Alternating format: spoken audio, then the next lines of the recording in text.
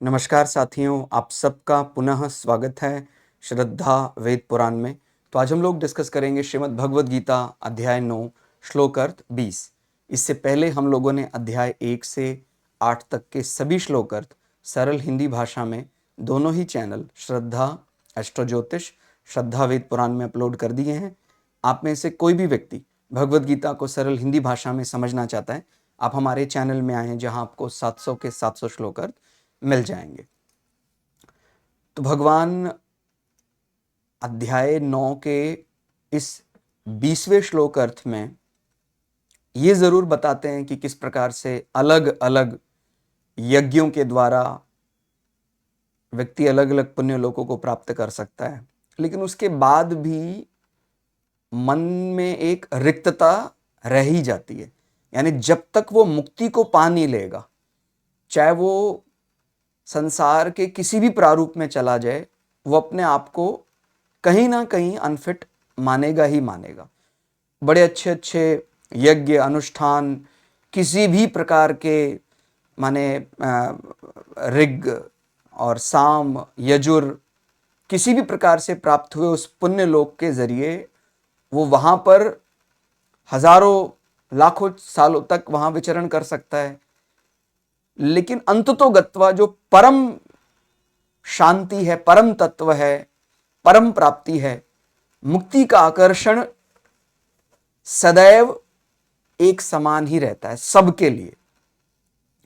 इसीलिए वो बात सही है कि कोई व्यक्ति सीधा मुक्ति की ओर आकर्षित हो जाता है, कोई अलग अलग प्रकार वेदों में बताए गए यज्ञों के जरिए पुण्य लोकों को प्राप्त करता है। वहां जाने के बाद भी उसके मन में जब अपने आप को और बढ़ाने की आकांक्षा अभिलाषा जागती है तो फिर वो मुक्ति की ओर जाता है। तो इसमें क्या कहते हैं, तीनों वेदों में विधान किए हुए सकाम कर्मों को करने वाले, माने ऋग साम यजुर वेद के अलग अलग प्रकार के तरीकों के जरिए जो बताए गए किस प्रकार से उनको प्राप्त किया जा सकता है, उन यज्ञ के जरिए हमें कौन से पुण्य लोक प्राप्त हो सकते हैं। सोम रस का पान, सोम यज्ञ आदि करके वो अपने आप को पुण्य लोकों का भागी बना लेता है। तो सोम रस को पीने वाले पाप रहित पुरुष वो इस प्रकार यज्ञ करके अपने आप को सांसारिक पापों से मुक्त कर लेते हैं। मुझको यज्ञों के द्वारा पूजकर स्वर्ग की प्राप्ति चाहते हैं, फिर वो परमात्मा को अलग अलग यज्ञों में जो विधान बताए हैं, तरीके बताए हैं, उसके द्वारा वो परमात्मा को प्राप्त करने का प्रयास करते हैं।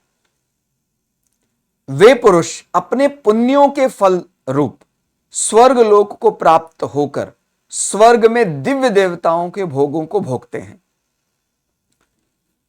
तो फिर वो अलग अलग तरीकों से जो इस प्रकार से पुण्य लोकों में जाना है वो तरीका जान लेते हैं, लेकिन वहां जाने के बाद भी एक रिक्तता तो व्याप्त रहती ही है। चाहे वहां पर कोई 1000 साल रहे, लाख साल रहे, क्योंकि परमात्मा की प्राप्ति के बगैर हम उस परम शांति को प्राप्त कर ही नहीं सकते हैं। चाहे कोई, वो ठीक बात है, हम वेदों में जो बोलते हैं, वेदों का लगभग 80% जो हिस्सा है वो यज्ञों के बारे में ही बताया गया है। तो यज्ञों के जरिए हम अलग अलग पुण्य लोकों तक तो पहुंच जाते हैं, लेकिन पुण्य लोकों के बाद आगे क्या, उसके आगे फिर वो सीमा वहां समाप्त हो जाती है। माने शरीर जो हम समझते हैं सांसारिक दृष्टि से, उसकी पराकाष्ठा है वहां पर, शरीर के सुखों की और अलग अलग सारे सुखों की, लेकिन वहां पर एक रिक्तता रह जाती है। जब हम ये सब यज्ञ के जरिए प्राप्त कर लेते हैं, ऐसा लगता है जैसे कुछ नदारद है। वहां फिर हम मुक्ति को, ईश्वर को चाहने लग जाते हैं। माने ये सब करने के बाद भी, हम इतने बड़े बड़े यज्ञ करने के बाद भी हम जो ब्रह्म ज्ञान को, वेदों का हालांकि जैसे मैंने बताया कि वो केवल 15 से 20% भाग ही है ब्रह्म सूत्र के बारे में, ब्रह्म ज्ञान के बारे में, बाकी तो सारा ही यज्ञों के बारे में है। तो यज्ञ के जरिए अपने आप को अपग्रेड करके बड़े बड़े सोम यज्ञ, सोमरस का पान करने के बाद अपने आप को बड़ा बलिष्ठ कर लेता है, लेकिन वहां पर भी एक अकेलापन और एक कमी तो रह ही जाती है। उस कमी को तभी पूरा किया जा सकता है जब वो अपनी आत्म रूप परमात्मा को जानता है। तो क्या कहते हैं, चाहे कोई किसी भी प्रकार से मुक्ति तक पहुंचे, परंतु सभी का अंतिम लक्ष्य मुक्ति ही है। ठीक है, ऋक, साम, यजुर, इन तीनों वेद के अनुसार यज्ञ आदि का अनुष्ठान करने वाले भी अपने पुण्यों को भोग कर अंत तो गत्वा मोक्ष की ही चाह करते हैं। स्वर्ग प्राप्ति की इच्छा से स्वर्ग के अधिपति इंद्र की स्तुति करना और इंद्र से स्वर्ग लोक की याचना करना, इन दोनों का नाम प्रार्थना है। वैदिक और पौराणिक विधि विधान से किए गए सकाम यज्ञ के द्वारा इंद्र का पूजन करके और प्रार्थना करके वे लोग स्वर्ग में जाकर देवताओं के दिव्य भोग भोगते हैं। वे दिव्य भोग मनुष्य लोक के भोगों की अपेक्षा बहुत ही विलक्षण है। वहां वे दिव्य शब्द, स्पर्श, रूप, रस, गंध, इन पांचों विषयों का भोग करते हैं। माने जो संसार के जो भोग हैं उससे कई गुना उच्च कोटि के भोग माने जा सकते हैं, लेकिन वहां पर सैकड़ों लाखों साल रहने के बाद भी तृप्ति हो नहीं सकती, क्योंकि तृप्ति तो केवल परमात्मा की प्राप्ति से ही हो सकती है। तो वहां पर भी एक अधूरापन तो रहता ही है। ठीक है, तो यज्ञ के जरिए प्राप्त होने वाला जो सोम है, उसके जरिए उसका शरीर बलिष्ठ हो जाता है, सुंदर हो जाता है, ऐसे दुर्लभ भोगों की प्राप्ति हो जाती है जिसके बारे में वो कल्पना भी नहीं कर सकता है। फिर भी तृप्ति नहीं मिल सकती है। तो ये बात समझनी है, तृप्ति तो केवल वो जब तक अपने परम तत्व परमात्मा के साथ मिलन नहीं हो जाता है। ठीक है, तो इसके सिवाय जब वो यज्ञ करता है तो उसी के फलस्वरूप उसको दिव्य नंदनवन आदि में घूमना, सुख आराम करना, आदर सत्कार पाना, महिमा पाना आदि भोगों को भोगते हैं, परंतु उसके बाद भी वो मुक्ति को भुला नहीं पाते। माने मुक्ति का जो रस है वो इन सारे रसों के सामने, माने वो जितने और रस हैं मुक्ति के रस के सामने सारे दूसरे रस फीके पड़ जाते हैं। इसलिए हम सभी किसी भी प्रकार से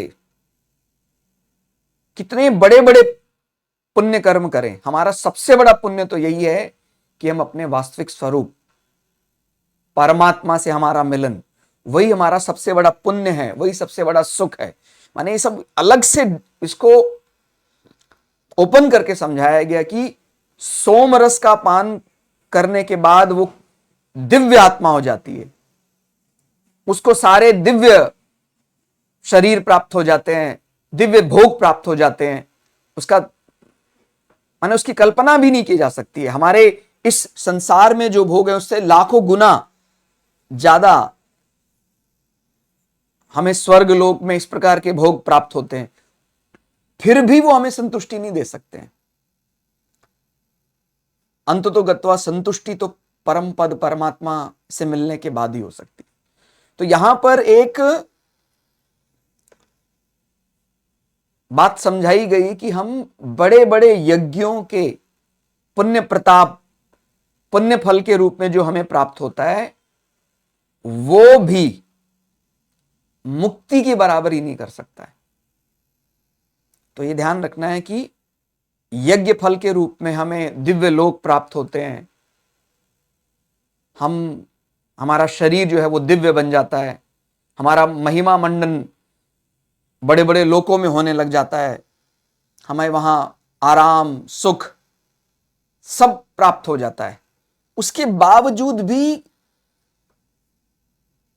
तृप्ति नहीं मिलती है, तो तृप्ति के लिए तो हमें वही प्रयास, माने वो ब्रह्म ज्ञान, और वो तो शुरू से वैसा का वैसा ही है। मतलब आप यज्ञ के पहले भी प्राप्त कर सकते थे, यज्ञ के बाद भी प्राप्त कर सकते हैं।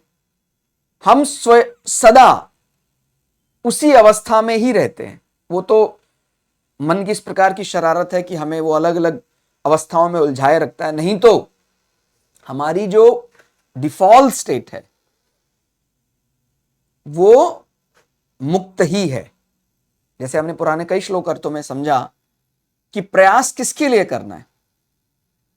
प्रयास अपने आप को परमात्मा रूप जानने के लिए नहीं करना है। हमने ये जो अपने को संसार का मान लिया है, इसको भुलाने के लिए प्रयास करना है। हम तो हैं ही परमात्मा स्वरूप। तो बड़ी विचित्र बातें हैं। हम उस परमात्मा का अभिन्न अंग आत्मा है, लेकिन संसार के जुड़ाव के कारण हम अपने आप को भुलाए बैठे हैं, और इतने अलग अलग प्रकार के आकर्षण, हम पुण्य लोकों में चले जाएंगे, इतने बड़े बड़े हमें सुख मिल जाएंगे, वो सुख भी हमारे लिए कोई मायने नहीं रखता है यदि हमें परम प्राप्ति हो जाए, तत्व ज्ञान हो जाए। ऐसा समझना चाहिए। तो हम किसी भी रास्ते से चलें, अगर हम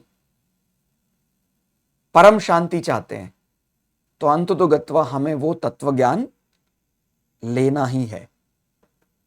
तो इसलिए